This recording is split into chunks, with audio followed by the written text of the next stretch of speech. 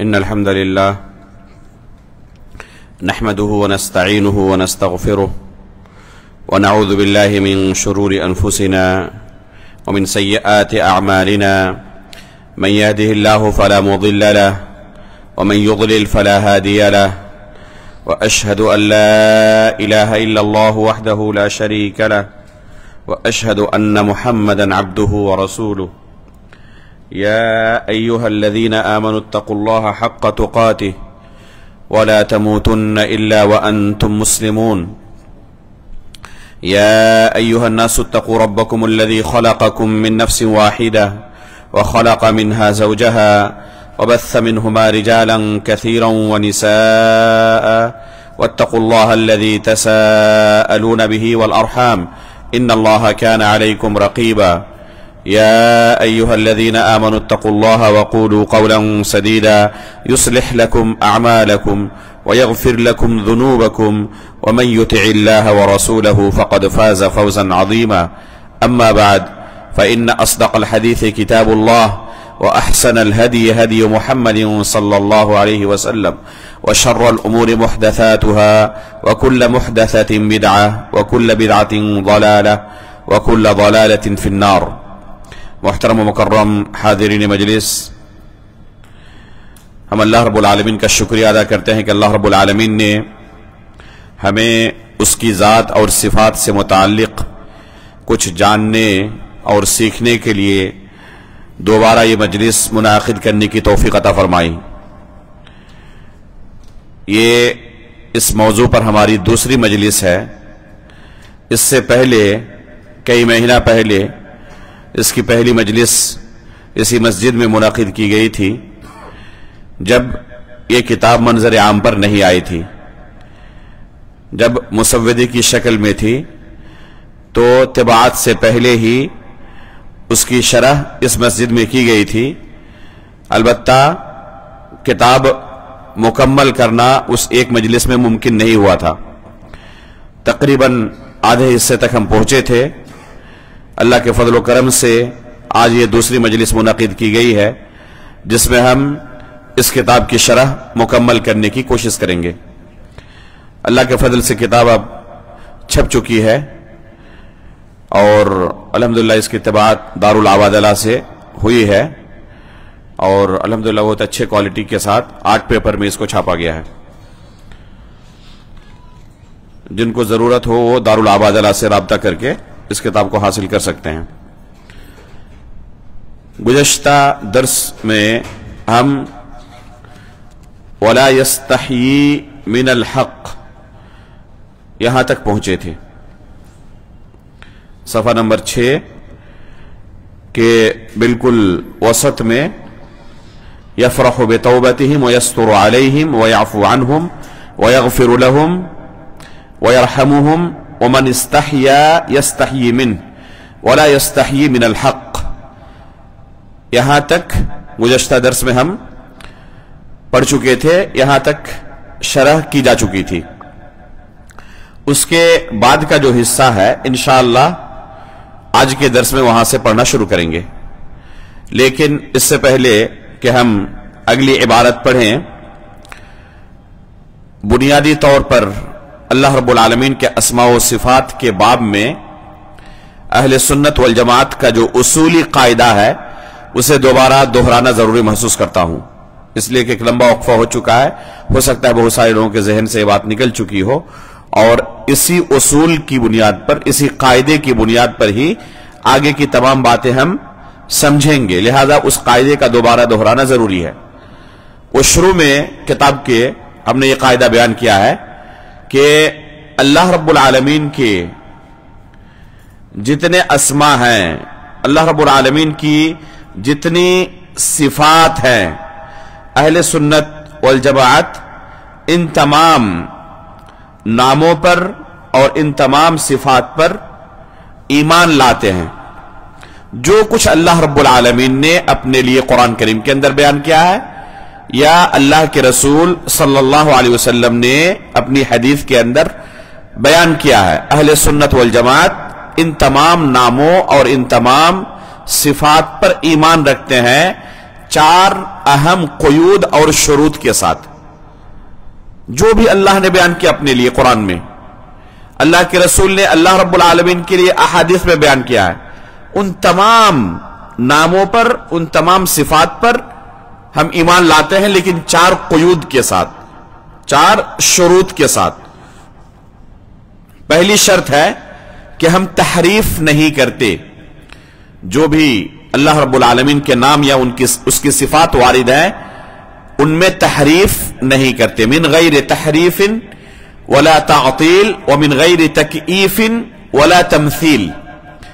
یہ 4 قیود ہیں، تحریف، تعطیل، تکییف اور تمثیل نہیں کرتے۔ ان میں سے ہر ایک کے اندر بدعتی جماعتیں واقع ہوئی ہیں۔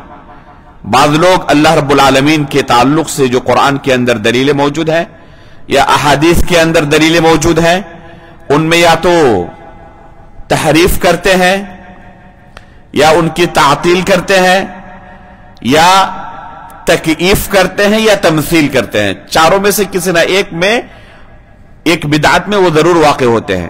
کیا معنی ان الفاظ کا؟ ہم نے گزشتہ درس میں شرح کی تھی، مختصر پھر دوہرا دیتے ہیں۔ تحریف کا معنی ہوتا ہے بدلنا، تو اہل سنت والجماعت اسے بدلتے نہیں ہیں، جو وارد ہوا ہے اسی پر ایمان لاتے ہیں۔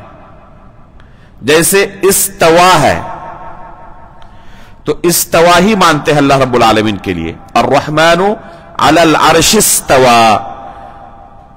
اہل بدعت اسے استولا کر دیتے ہیں، کہتے ہیں کہ یہاں استوا استولا کے معنی میں ہے، تو یہ تحریف ہوئی۔ قرآن میں اللہ نے فرمایا وَكَلَّمَ اللَّهُ مُوسَى تَكْلِيمًا، موسیٰ علیہ السلام نے اللہ تعالیٰ سے کلام، اللہ رب العالمین نے موسیٰ علیہ السلام کے ساتھ کلام کیا، تو کلم اللہ، ہاں کے ضمے کے ساتھ، اللہ فاعل ہے، یہاں پر کلام کرنے والے اللہ رب العالمین ہے۔ تو اسی طرح ہم ایمان لاتے ہیں کہ یہاں اللہ رب العالمین کا کلام کرنا ثابت ہوتا ہے۔ اہل بدعت کیا کرتے ہیں؟ کلم اللہ کو بدل دیتے ہیں زبر سے، پیش کو زبر سے بدلتے ہیں اور کہتے ہیں کلم اللہ، یعنی اللہ نے کلام نہیں کیا، موسیٰ علیہ السلام نے کلام کیا ہے، تو اللہ رب العالمین کے کلام کی نفی کرنے کے لیے اس طرح بدلتے ہیں وہ، تو اسے تحریف کہتے ہیں۔ لفظ کے اندر بھی تحریف ہو سکتی ہے، معنی کے اندر بھی تحریف ہو سکتی ہے۔ اہل سنت والجماعت اللہ رب العالمین کے سلسلے میں اس تحریف سے کام نہیں لیتے، جو اللہ نے بیان کیا ہے، جو اللہ کے رسول نے بیان کیا ہے اس پر ایمان لاتے ہیں، تحریف کے شکار نہیں ہوتے۔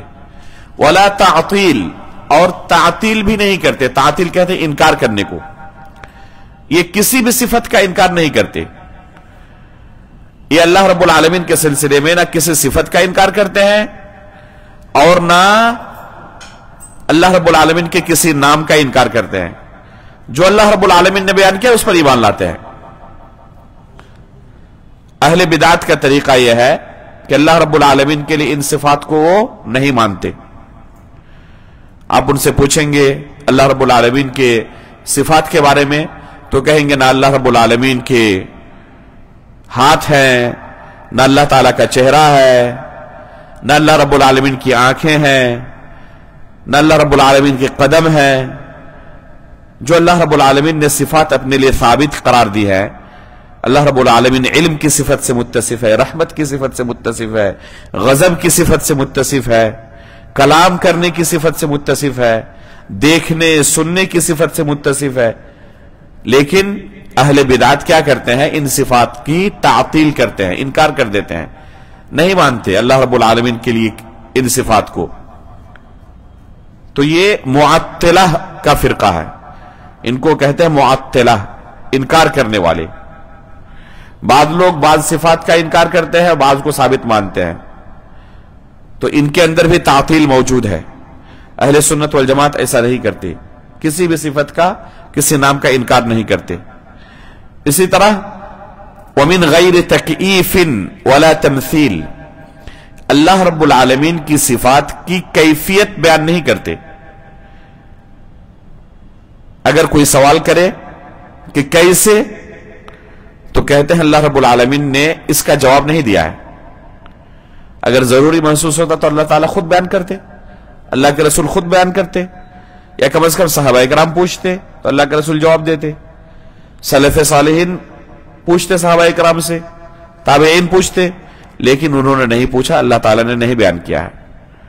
اس لیے ہمیں بھی یہ حق نہیں پہنچتا کہ ہم اللہ رب العالمین کے بارے میں یہ سوال کریں کیسے۔ یہ کیسے کا سوال اللہ رب العالمین کے بارے میں نہیں کیا جائے گا، کیفیت کا سوال اللہ رب العالمین کے بارے میں نہیں کیا جائے گا۔ یہ کیفیت کا سوال کرنا اہل بدعات کا طریقہ ہے۔ تو اللہ رب العالمین کی جو بھی صفات ہیں، اگر کوئی پوچھے کہ اللہ رب العالمین کے ہاتھ ہیں کیسے، تو ہم کہیں گے ہم کیفیت نہیں بیان کر سکتے۔ اللہ رب العالمین کلام کرتے ہیں، کوئی پوچھے کیسے کلام کرتے ہیں، تو اللہ رب العالمین نے اس کیفیت کو بیان نہیں کیا ہے۔ تو اللہ رب العالمین کے بارے میں کیفیت کے بارے میں سوال نہیں کیا جا سکتا، کیسے کے بارے میں سوال نہیں کیا جا سکتا۔ تو ہم ایمان لاتے ہیں جیسے اللہ رب العالمین کی شان کے لائق ہے، اس کی خبر اللہ نے ہمیں نہیں دی ہے تو ہم اس کو بیان نہیں کر سکتے۔ غیب کی چیز ہے اور غیب کے بارے میں اپنے عقل سے کچھ بیان نہیں کیا جا سکتا، تو ہم کیفیت بھی بیان نہیں کرتے۔ ولا تمثیل، اور نہ اس کی مثال دیتے ہیں۔ اس کو تشبیہ بھی آپ کہہ سکتے ہیں، کسی چیز سے مثال دے کر بھی ہم نہیں سمجھا سکتے، کسی چیز سے تشبیہ دے کر نہیں سمجھا سکتے ہم۔ مثلا اللہ رب العالمین کی آنکھیں ہیں، اللہ رب العالمین کا چہرہ ہے، کوئی اگر پوچھے کہ کیسے ہے تو ہم مثال نہیں دے سکتے، اس کی تشبیہ نہیں دے سکتے کسی مخلوق سے۔ کسی مخلوق سے کسی مخلوق کی جب تشبیہ دینی ممکن نہیں ہے ایک ہی صفت کے اندر، تو مخلوق اور خالق کے درمیان مثال دینا ممکن ہوگا؟ خود ایک ہی صفت کے اندر مخلوق اور مخلوق میں کوئی مماثلت نہیں ہے، مشابہت نہیں ہے۔ مثال کے طور پر ہاتھ صفت ہے ایک، اللہ رب العالمین نے چیوٹی کو بھی دیا ہے، ہاتھی کو بھی دیا ہے، ہاتھ اور پیر۔ اگر کسی نے ہاتھی نہ دیکھا ہو، صرف چیوٹی دیکھی ہو، اور اس کو کہا جائے کہ ایک اور مخلوق ہے اس کا نام ہاتھی ہے اور اس کے بھی ہاتھ پیر ہوتے ہیں، اس نے دیکھا نہیں ہاتھی کیسا ہے، اور وہ سمجھے کہ چیوٹی کی طرح ہی ہوگا، تو اس کا سمجھنا درست ہوگا؟ حالانکہ اس کے بھی ہاتھ ہیں، اس کے بھی ہاتھ ہیں، اس کے بھی پیر ہیں، اس کے بھی پیر ہیں، لیکن کیا دونوں کے ہاتھ اور پیر میں کوئی مشابہت ہے، کوئی مماثلت ہے؟ کوئی مماثلت، کوئی مشابہت نہیں۔ تو جب ایک مخلوق کی تشبیہ دوسرے مخلوق سے ہم نہیں دے سکتے، تو خالق اور مخلوق کی تشبیہ دی جا سکتی ہے؟ اللہ رب العالمین نے قرآن کریم کے اندر فرمایا لیس کمثلہ شیء وہو السمیع البصیر، کہ اللہ رب العالمین کی طرح کچھ بھی نہیں ہے، کسی چیز سے اللہ کی تشبیہ نہیں دے سکتے، ہم مثال بیان نہیں کر سکتے۔ اور اللہ رب العالمین سننے والا ہے، اللہ رب العالمین دیکھنے والا ہے، تو اللہ نے مثال کی نفی بھی کی اور ساتھ میں سننے اور دیکھنے کو ثابت بھی کیا۔ حالانکہ دیکھنے اور سننے کی طاقت مخلوق میں بھی ہے، لیکن اللہ رب العالمین کا دیکھنا مخلوق کے دیکھنے کی طرح نہیں۔ مخلوق کے اندر جو صفت ہوتی ہے اس میں نقص ہوتا ہے، عیب ہوتا ہے، کمی ہوتی ہے، خلل ہوتا ہے، لیکن اللہ کے پاس جو صفات ہیں، اللہ کی صفات میں کسی طرح کا کوئی عیب نہیں ہے، کوئی خلل نہیں ہے۔ اسی لیے ہم دعا کرتے ہیں سبحان اللہ، لا الہ الا انت سبحانک انی کنت من الظالمین، سبحان اللہ وبحمدہ سبحان اللہ العظیم، سبحان اللہ عدد خلقہ ورضا نفسہ وزنۃ عرشہ ومداد کلماتہ۔ کتنی دعائیں ہیں جو سبحان اللہ سے شروع ہوتی ہیں، یا ان دعاؤں کے اندر سبحان کا لفظ موجود ہے۔ کیا معنی ہے اس کا؟ کہ ہم کیا کرتے ہیں؟ اللہ رب العالمین کی پاکی بیان کرتے ہیں، ہم اپنے رب کی پاکی بیان کرتے ہیں کہ ہمارا رب پاک ہے ہر طرح کے عیب سے۔ تو اللہ رب العالمین کی جتنی صفات ہے وہ تمام صفات عیب سے پاک ہیں. اللہ رب العالمین کی صفات میں کسی طرح کا کوئی خلل، کمی اور نقص اور عیب نہیں ہے. تو یہ ہم عقیدہ رکھتے ہیں اللہ رب العالمین کے ناموں کے سلسلے میں اور اس کی صفات کے سلسلے میں. جو بھی قرآن میں آیا ہے ہم ایمان لائیں گے، حدیث میں آیا ہے ایمان لائیں گے، لیکن 4 قیود کے ساتھ. نہ انکار کریں گے، نہ بدلنے کی کوشش کریں گے، نہ اس کی کیفیت بیان کریں گے، نہ مخلوق کے ساتھ اس کی مثال اور تشبیہ دے کر سمجھائیں گے. تو یہ ہے اصول و ضابطہ اللہ رب العالمین کے ناموں اور اس کی صفات کے بارے میں. اب اس قاعدے کو جاننے کے بعد آگے کا حصہ کتاب کا پڑھنا شروع کرتے ہیں. چنانچہ آگے کہا ہم نے مستوٍ علی عرشہ فوق 7 سماوات بائن من خلقہ بلا کیف یعلمونہ وهو معهم بعلمه وقدرته أينما كانوا لا يعزب عنه مثقال ذرة في السماوات ولا في الأرض ولا أصغر من ذلك ولا أكبر ولا تخفى عليه خافية وهو على كل شيء قدير أحاط بكل شيء علما عليم بذات الصدور ألا يعلم من خلق وهو اللطيف الخبير. اس پیراگراف کے اندر اللہ رب العالمین کے سلسلے میں انتہائی ایک اہم عقیدے کو بیان کیا گیا ہے. یہ عقیدہ سب سے مشہور عقائد میں سے ہے اہل سنت والجماعت کے، اور یہ وہ عقیدہ اللہ رب العالمین کے سلسلے میں جس میں سلف کا، اہل سنت والجماعت کا، دوسرے لفظوں میں اہل حدیث کا دوسرے تمام باطل فرقوں کے ساتھ نزاع ہے، اختلاف ہے. جتنے باطل فرقے ہیں ان کے اندر آپ یہ بیماری پائیں گے کہ اللہ رب العالمین کے بارے میں عرش پر ہونے کا عقیدہ نہیں رکھتے. اہل سنت والجماعت کا عقیدہ ہے کہ ہمارا پروردگار عرش پر مستوی ہے، مستوٍ علی عرشہ، کہ ہمارا پروردگار عرش پر مستوی ہے. فوق 7 سماوات، اور اللہ کا عرش کہاں پر ہے؟ 7ویں آسمان کے اوپر. آسمان ہمارے سر کے اوپر ہے، ہر کوئی اسے دیکھتا ہے، اس کا عقیدہ بھی ہے. کوئی شخص ایسا ملے گا جو کہے کہ نہیں ہم آسمان کے بھی اوپر ہے، آسمان ہمارے نیچے ہے، لوگ کہیں گے پاگل ہو چکا ہے. ہر کوئی یہ مانے گا. دنیا کا جو بھی عقل مند ہے وہ مانتا ہے کہ ہم آسمان سے نیچے ہیں، آسمان ہمارے اوپر ہے. تو اس طرح کے آسمان اور بھی ہیں. 7ویں آسمان کے اوپر اللہ کا عرش ہے، 7ویں آسمان کے اوپر اللہ کا عرش ہے. مخلوقات میں عرش سب سے بلند مخلوق ہے. جتنی مخلوقات اللہ نے پیدا کی دنیا میں، ان تمام مخلوقات میں سب سے بلند اور سب سے اونچی مخلوق کون سی ہے؟ اللہ رب العالمین کا عرش. اور اللہ رب العالمین عرش کے بھی اوپر ہے، اللہ رب العالمین عرش کے بھی اوپر ہے. تو یہی کہا مستوٍ علی عرشہ فوق 7 سماوات. اللہ رب العالمین کے 7 آسمان کے اوپر جو اس کا عرش ہے، اللہ رب العالمین اس پر مستوی ہے، اللہ رب العالمین اس کے اوپر ہے، عرش کے اوپر ہے. بائن من خلقہ، اور اپنی مخلوق سے جدا بھی ہے. مخلوق کے ساتھ اللہ رب العالمین ملے ہوئے نہیں ہیں، ان کے اندر داخل نہیں ہو چکے.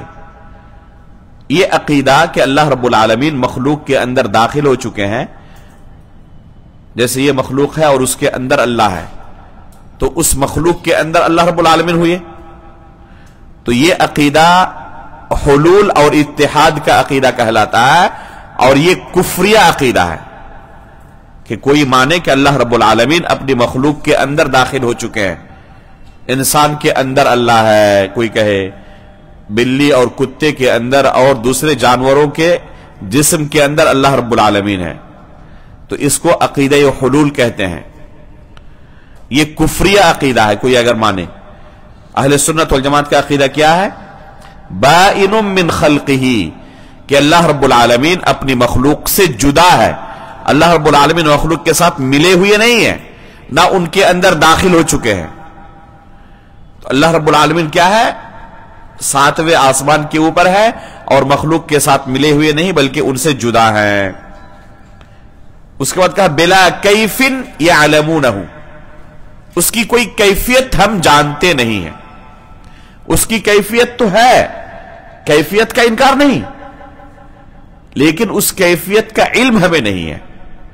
اس کی کیفیت ہے جیسے کہ اس کی شان کے لائق ہے، لیکن اگر کوئی ہم سے وہ کیفیت پوچھے تو ہم عدم علم کا اعتراف کرتے ہیں کہ ہم اس کیفیت کے بارے میں جانتے نہیں، کیونکہ اللہ نے ہمیں خبر نہیں دی، اللہ کے رسول نے خبر نہیں دی. سرے سے کیفیت کا ہم انکار نہیں کرتے. جیسے کوئی اگر پوچھے کہ اللہ رب العالمین کے عرش پر ہونے کی کوئی کیفیت ہے یا کوئی کیفیت ہی نہیں ہے، تو ہم کیا کہیں گے؟ کیفیت ہی نہیں ہے؟ یہ نہیں کہیں گے.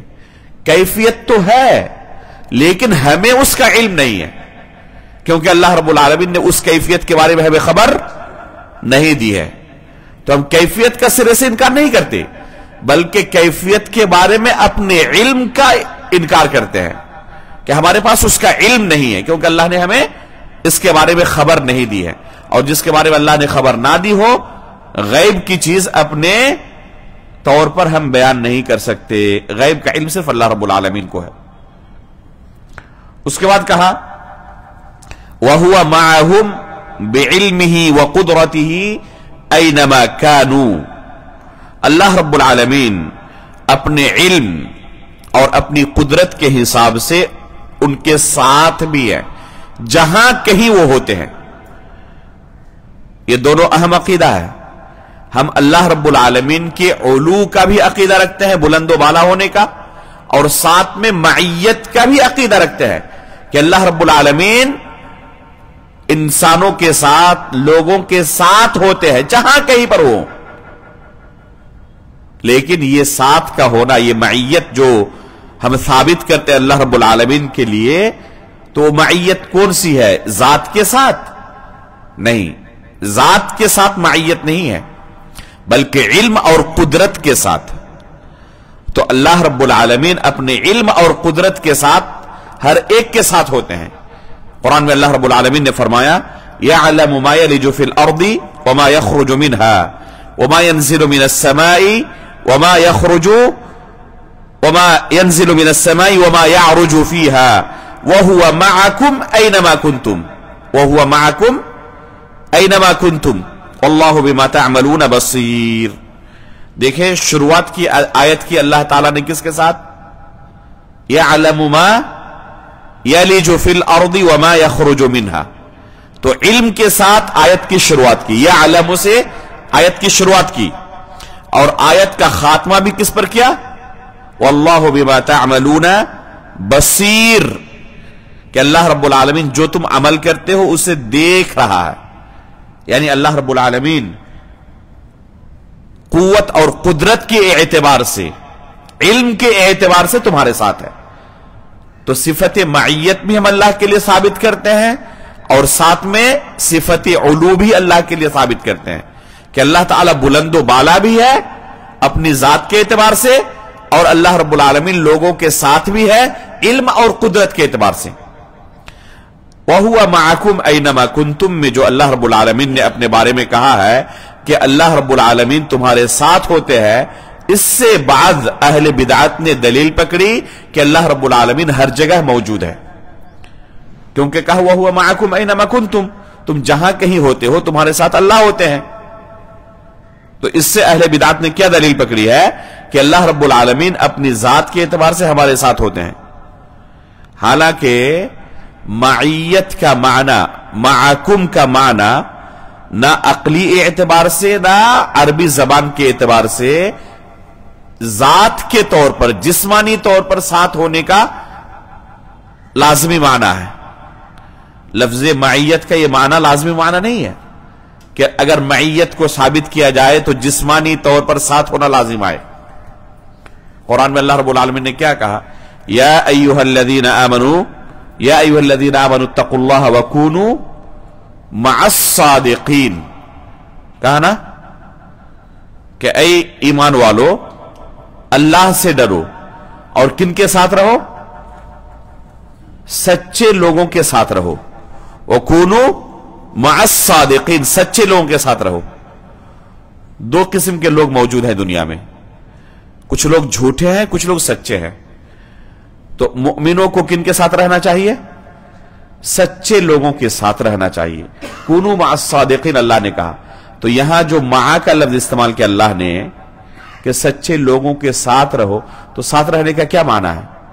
ان کے ساتھ جسمانی طور پر جا کے مل جاؤ، یہ معنی ہے کہ دنیا کے اندر ہم ڈھونڈیں کتنے لوگ سچے ہیں اور ان کے ساتھ جسمانی طور پر ٹچ کریں، ملیں، تب کہا جائے گا کہ ہم لوگ نیک لوگوں کے ساتھ رہے.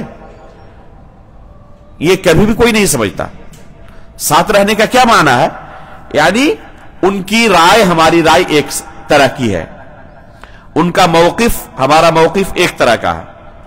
آپ کہتے ہیں نا، لوگ کہتے ہیں کہ یہ بی جے پی کے ساتھ ہے، یہ کانگریس کے ساتھ ہے، اور یہ تو ساتھ ہونے کا کیا معنی ہے؟ یعنی اس کا نظریہ اس کے ساتھ ہے،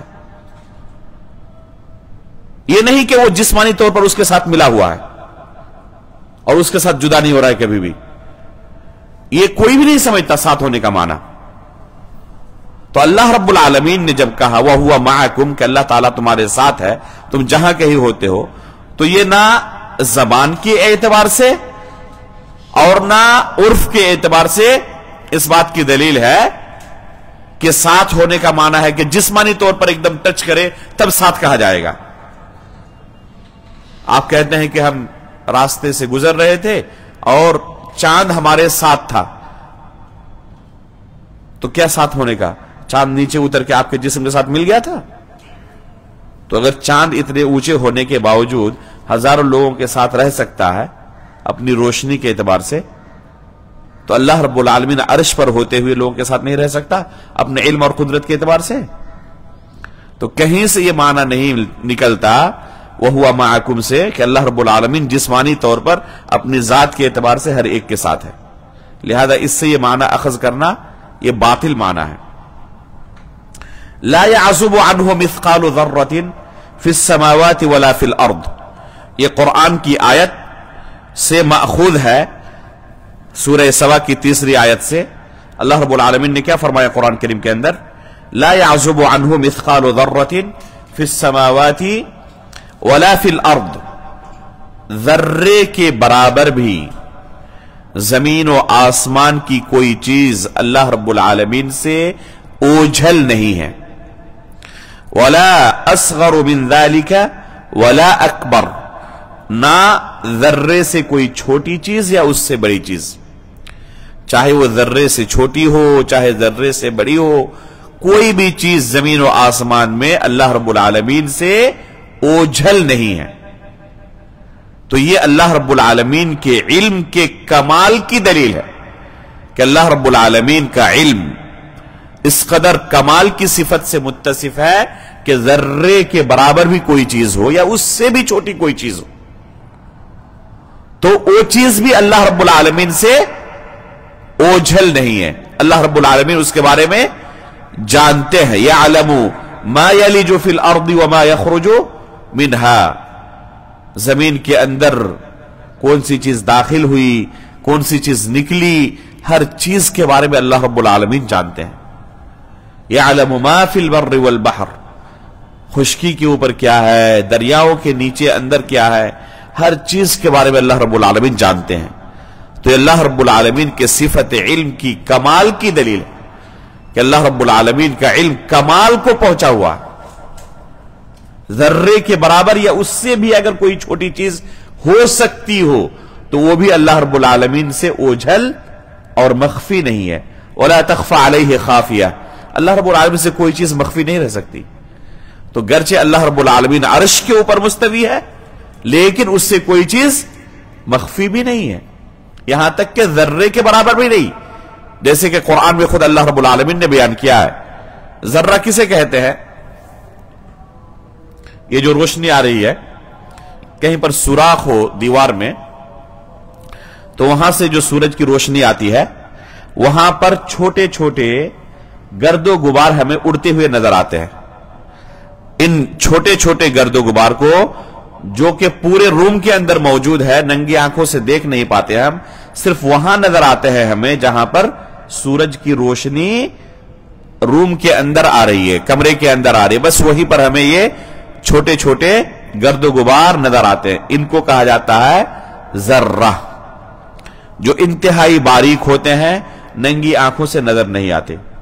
اللہ رب العالمین فرماتے اس آیت کے اندر لا يعزب عنہ مثقال ذرہ، کہ ذرے کے برابر بھی کوئی چیز اللہ رب العالمین سے مخفی نہیں رہ سکتی. ولا اصغر من ذلك ولا اکبر، کہا اللہ تعالیٰ نے کہ ذرے سے بھی کوئی چیز اگر چھوٹی ممکن ہونا تو وہ بھی اللہ رب العالمین سے اوجھل نہیں رہ سکتی، اور بڑی سے بڑی کوئی چیز بھی ہو تب بھی اللہ رب العالمین سے وہ چیز مخفی نہیں رہ سکتی.